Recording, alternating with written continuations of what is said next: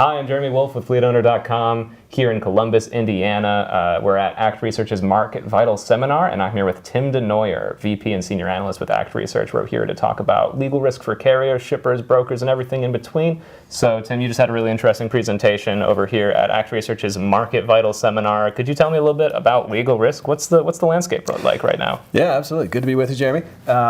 We just came off of a panel at our seminar with Matthew Leffler, the armchair attorney, Tom Albrecht of Reliance Partners Insurance, and one of our friends here from Columbus, Tony Johnson of Marvin Johnson, which is also an insurance agent.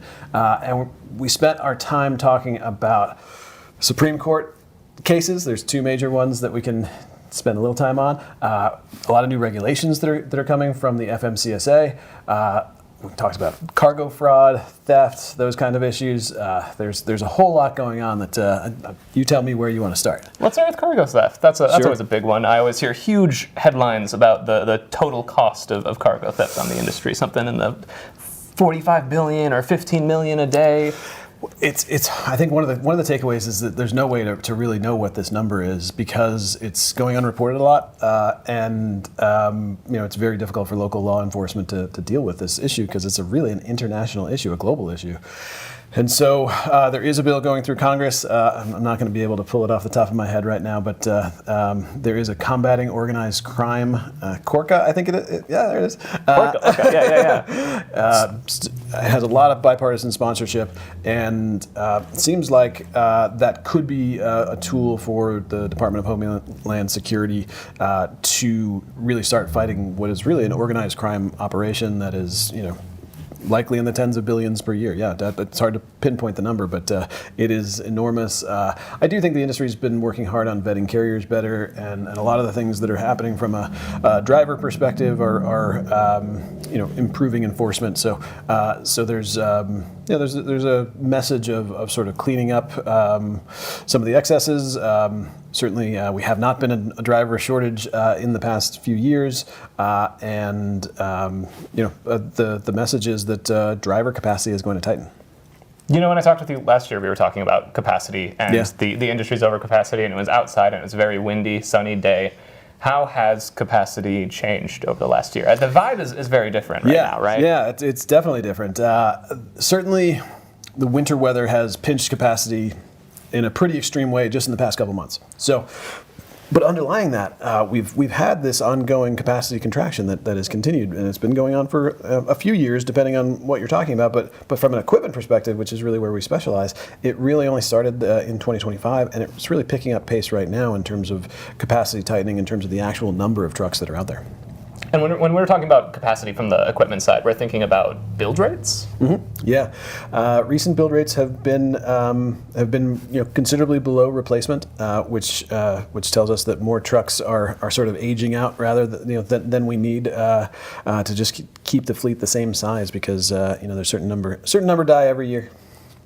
And as it concerns legal risk, a lot of these carriers are pretty small, and from what I've heard from that presentation and some of those experts just recently, a lot of them are running operations that aren't entirely covered by the appropriate amount of insurance, maybe up to federal standards, but not up to what ought to be the case. Yeah. The $750,000 minimum liability was an interesting topic that we discussed.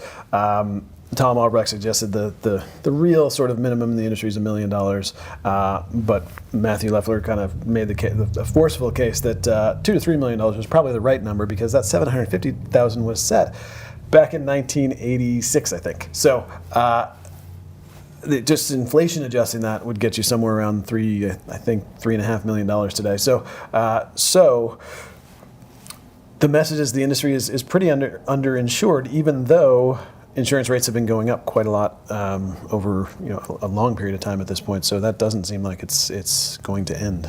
And those insurance rates are rising very much because of these increased risks, these increased legal liabilities like nuclear verdicts, right? Yeah, exactly. And the cargo theft. I mean, the insurers are on the hook for the cargo liability as well, and so all this is pushing up costs in a big way, and yeah, we need to get a handle on the cargo theft issues and improve the quality of the driver base. With the roughly 200,000 non-domiciled CDL holders, a large proportion of which seem like they're likely to be removed over the next couple of years.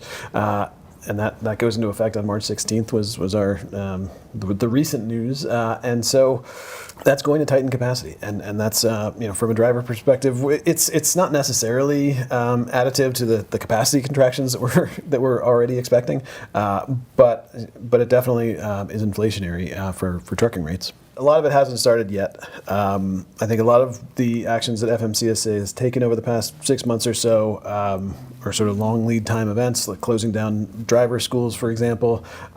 It's going to take time for that to have a real impact on the industry. The ELD cleanup process that's going on because of the self-certification, which has been clearly abused. That seems like there's pretty good progress. I mean, Matthew also cited there's about 1,000 that are still self-certified, but 400 or so have been rejected. And so as we clean up the ELDs, I think that could tighten capacity even further.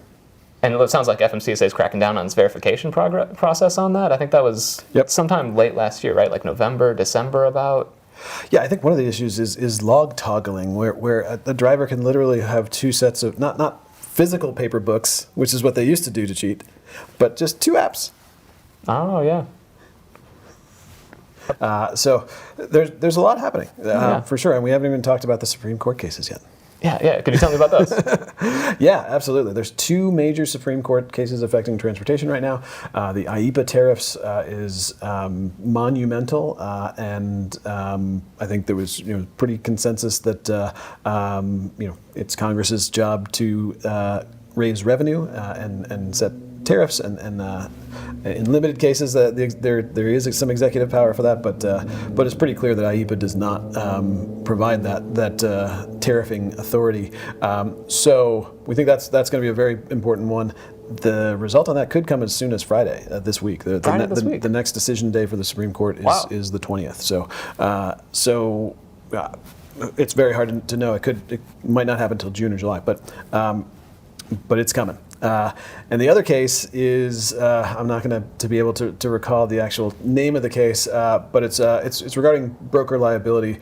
It's involving essentially the brokerage industry and the question of whether or not they are liable for what happens with the carriers, and historically they have not been, and it's a pretty interesting legal battle that will be heard in oral arguments on March 4th. Yeah, it sounds like broker liability or lack of liability is a pretty important part of the shipper, broker, carrier business model, right? Yeah, and it's really a good question, and I'm not sure I have a strong opinion on where I come down on it, but I can say if brokers are found liable, which seems perhaps unlikely given the way some of the lower court rulings have gone.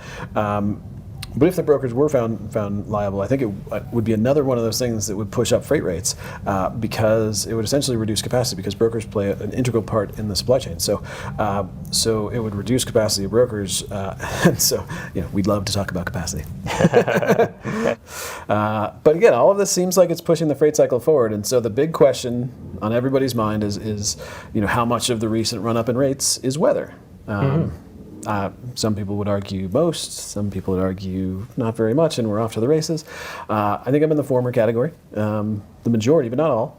And there's still a lot of good positives that we're talking about fundamentally that are pushing the cycle forward. And to frame the freight thing, rates in the spot market since I think like December have been incredibly high, right? Like past 5-year averages by some counts. Yeah, at the moment, aggregate spot rates ex-fuel are up about 25% year over year. And that's the biggest increase we've had in at least 4 years. Pretty nice stuff. Some of it might have to do with weather. Some people are trying to claim that the market's finally turned, right? Yeah, and I think the truth is it's a little bit of both. And I think weather did have a big impact, absolutely. We are going to get a reversion over the next couple months as spring comes. I think that's a pretty easy call to make, but how much of a reversion is a really interesting question, and Road Check is of course the next sort of big tightening event in mid-May. I think it's May 12th to 14th this year, and so as we lead up to that, the question is how loose does the market get, and I think think it'll stay tight enough that contract rates are going to finally start going up. That would be something. I think it's already happening. I shouldn't say like they will finally. I mean, the past few months have seen some movement. All right, well, Tim, thank you so much for talking with us today. Thanks for having me.